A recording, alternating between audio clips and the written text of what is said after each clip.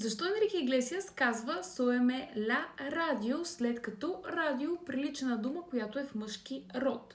Защото радио не е просто радио. Оле без! Днес ще ви кажа някои думи, които се използват ежедневно в испански език, но много вероятно да объркате рода им, защото просто хората използват само кратката им форма. Точно така. Има думи, които дори не сте ги чували целите. Нека и сега да видим някои от тях. На първо място казахме ла радио. Защо казваме ла радио, след като радио изглежда на дума, която да е в мъжки род? Ами защото родът се определя от пълната дума, която е радиодифусион.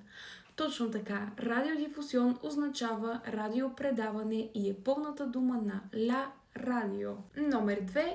Ла фото или снимка. Ла фото идва от ла фотография. Точно така, това е цялата дума.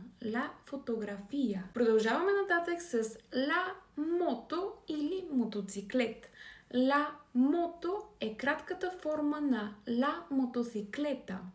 Ла мотоциклета. Ла биси означава колело или велосипед. И знам, че дългата форма сте я чували от песента на Шакира. Ла бисиклета. Ла бисиклета е пълният вариант на тази дума. Същото и с диско. Казваме ла диско, защото цялата дума е ла дискотека. Тук знам, че няма да ви очудя много. Ла теле идва от ла телевизион и означава телевизия. Ла телевизион.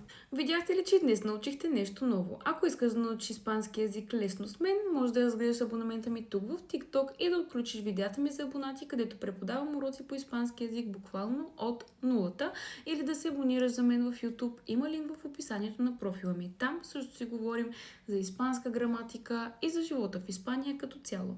Беше ми приятно! Hasta pronto, bebés.